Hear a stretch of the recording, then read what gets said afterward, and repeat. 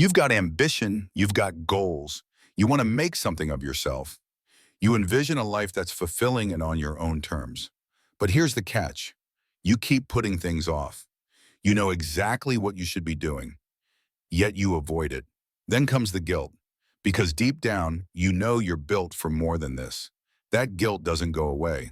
It lingers for days, weeks, even months, until it eventually turns into resignation. Then suddenly it's a new year, and those old goals show up again, unchanged.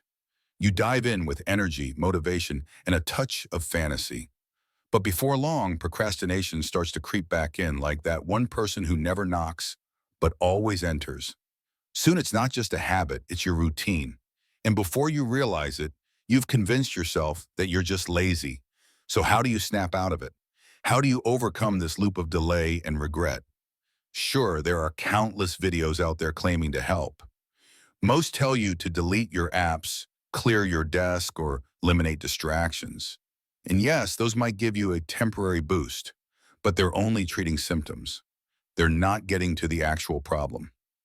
The root cause of procrastination can be summed up in one word: inertia. In physics, inertia refers to an object's resistance to change.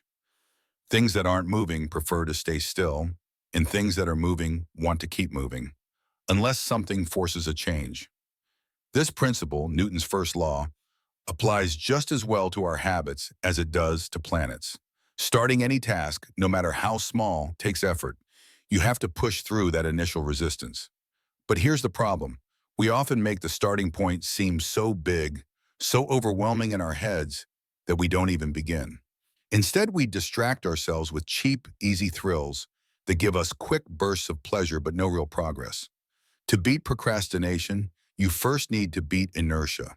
And there are two reliable ways to do it. The hardest part is getting started, so don't make it harder than it needs to be. Lower the bar, shrink the task. For example, saying, "I need to finish a 5,000-word essay," can paralyze you. That goal is too heavy. But saying, "I'll just write 50 words," feels light.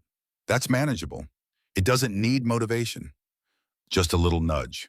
Another great method is called the 2-minute rule. If you're not feeling it, tell yourself you'll do the task for just 2 minutes, and then you're free to stop. Don't feel like cleaning your space? Turn on a song, tidy up until the track ends, then stop if you still want to. Most of the time you'll keep going. You'll write more than 50 words or keep cleaning past the song. Why, boss? Because motion creates momentum. Once you get moving, it becomes easier to stay in motion. At first, it's like pushing a heavy object uphill.